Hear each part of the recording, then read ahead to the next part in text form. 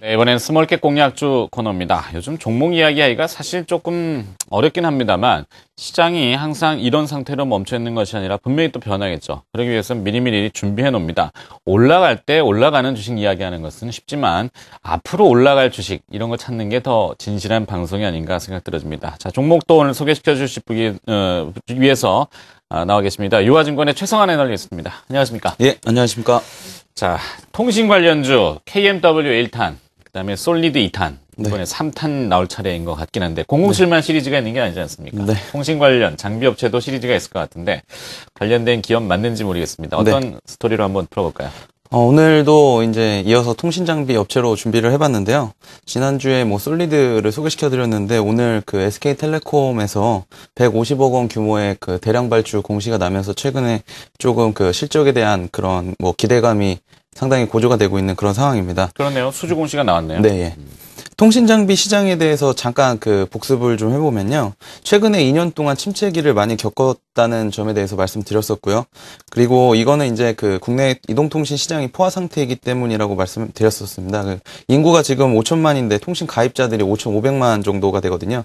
그러니까 결국에는 서로 이제 가입자를 확보를 위한 그런 마케팅 경쟁이 상당히 심해졌었고요. 그래서 수익성이 상당히 약화되고 있는 그런 상황입니다. 이 통사들이 이렇게 수익이 약화되고 있는데 통신 장비 업체들 또한 그런 실적에 대한 그런 악화가 계속 이어지고 있었고요. 통신장비 회사들은 2003년도에 우리나라가 그 IMT 2000이라고 이제 3G 투자를 상당히 많이 했거든요. 그때 되게 실적이 좋았었고, 2009년도, 2010년도에 이제 주파수 재배치를 하면서 상당히 실적이 좋았습니다. 그러다가 최근에 2년 동안 침체기를 겪고 있는데, 이제는 이제 LTE 투자 확대와 그리고 경제민주화라고 해가지고 이제 가격 입찰이 상당히 많이 진행이 됐었는데, 그런 부분에서 수익을 조금씩 챙겨주는 그런 그 분위기가 조성이 되고 있으면서 최근에 통신장비 업체들의 실적이 상당히 개선이 되고 있는 그런 모습을 보이고 있습니다. 아, 네. 말씀을 쭉 저보고 정리해보니까 사실 이 통신 시장이 어떻게 보면 국가 기관 산업일 수도 있고 그래서 통신 관련주의 메이저 회사들은 외국인 투자자들의 지분이 제한돼 있잖아요. 네, 그렇습니다. 네, 근데 이것이 이제 경제 민주화가 되면서 약간 그동안 끼리끼리 다 나눠 먹는 시기였는데 이제는 좀 수익성을 좀 나눠주는. 요런 게 저는 쏙 들어왔어요. 근데 최성환 애널리스트가 원래는 이 섹터 애널리스트 통신 쪽을 커버하셨다가 한동안 안 보셨다 그랬어요. 그러다 다시 보시기 시작하는 이유가 있습니다.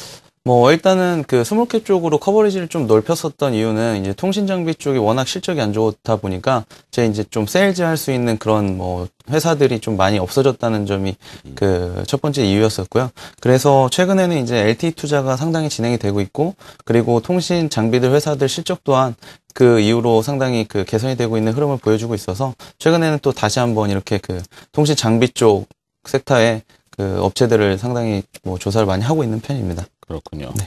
자, 통신 장비. 어찌 보면은 포괄적으로는 IT, 전기, 전자, 이렇게 또 포괄성을 띌 수도 있겠는데, 자, 그렇다면 이 LTE라고 하는 롱텀 에볼루션, 용어는 좀 어렵지만 데이터 통신 아니겠습니까? 일단은 그 3G라고 하는 게 우리가 이제 WCDMA라고 하는데 그런 그 통신 기술에서 좀 더 속도가 빨라졌다. 그렇게만 이해하시면 될 것 같습니다. 그래서 이런 LTE라는 신규 서비스가 나올 때마다 이제 통신 장비 업체들이 수혜를 많이 받는데요.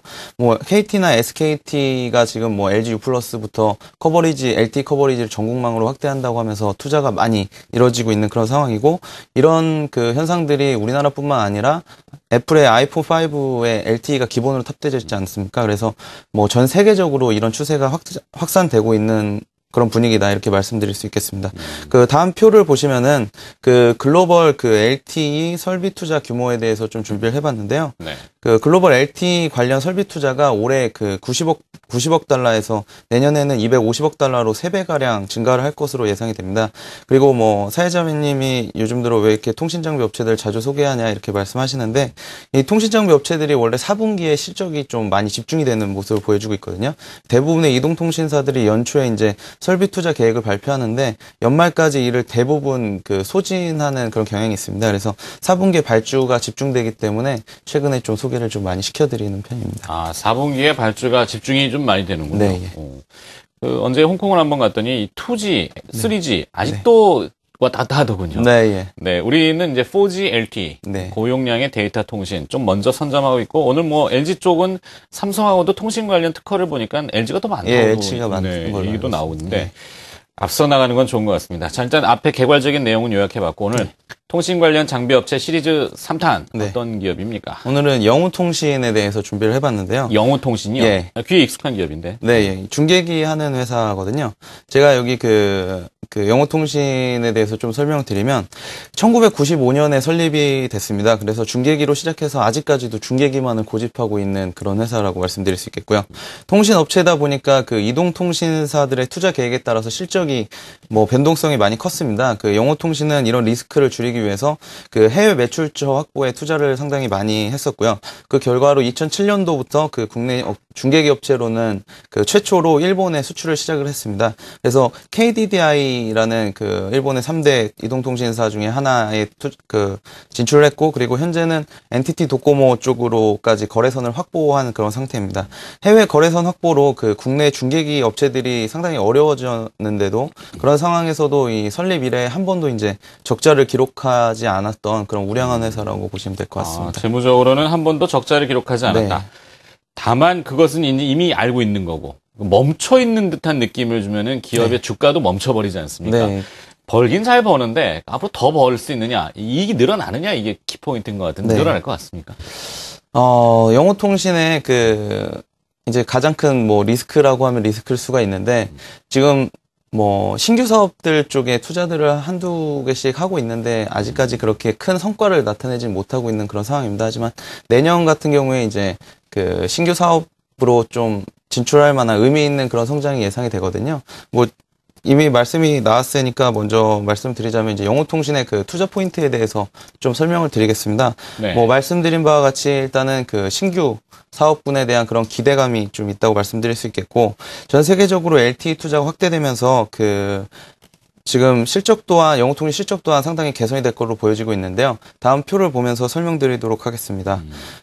그림을 이제 보시면은 올해 3분기까지 매출액은 지금 꾸준하게 증가가 되고 있는 그런 상황입니다. 그런데 2010년도, 2011년도, 네. 올해 3분기까지 예, 증가를 매출, 매출이 하고 있군요. 예. 근데 수익성은 또 보시면은 좀 감소를 하고 있는 흐름인데요.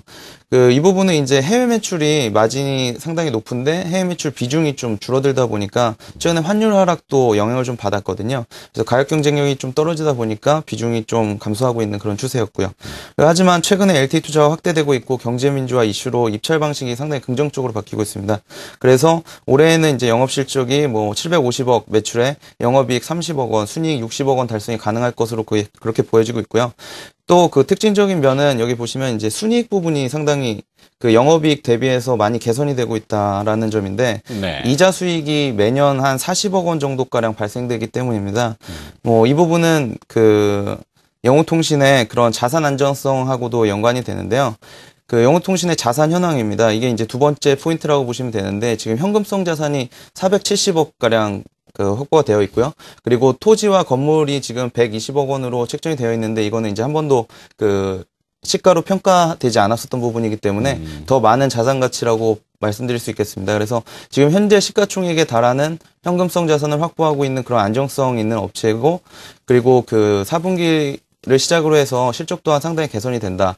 그리고 신규 사업에 대한 그런 기대감을 볼 수 있는 그런 회사이기 때문에 투자 모멘텀이 좀 많이 있다고 이렇게 보시면 될 것 같습니다. 자, 다시 정리해보면요. 네. 자, 이 실적이 영업이익률이 올해부터 이제 턴하는군요. 네. 아까 지표를 보니까. 네. 거기에 재밌는 게 이 현금성 자산. 네. 네. 당장 돈으로 바꿀 수 있는 네. 500억 정도. 500억 가량. 시가총액이 500억인데요. 네. 이거 어떻게 된 겁니까? 그래서 상당히 좀 저평가되어 있다고 지금 좀 판단하고 있고요. 네. 말씀드린 사회자님이 말씀하신 것과 같이 계속 이제 중개기 업체로만 성장을 하다 보니까 지금 뭐 신규 사업에 대한 그런 기대감들이 많이 아직까지 있는 그런 상황이거든요. 그래서 내년에 이런 부분들이 이제 가시화가 되게 되면 또 다시 한번 뭐 신규 사업과 관련된 그런 이야기를 좀 말씀드리도록 하겠습니다. 그렇군요.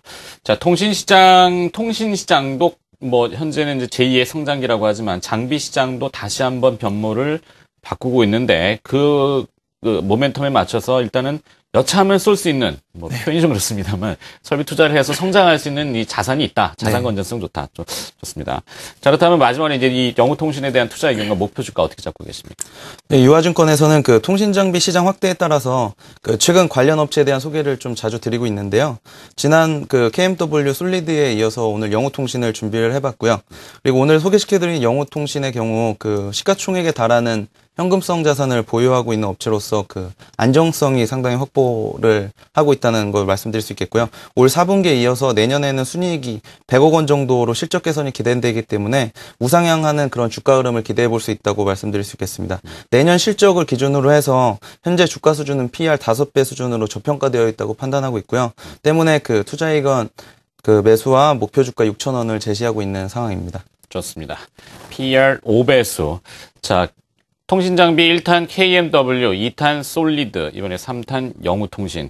1탄과 2탄처럼 주가가 그렇게 됐으면 좋겠습니다. 네. 네, 한번 지켜보도록 하죠. 주가는 바닥권에서 많이 멈춰있는 상태의 영구통신 관심 있게 한번 봅니다. 오늘 스몰캡 공략주 유화증권의 최성환 애널리스트가 수고를 해주셨습니다. 고맙습니다. 감사합니다.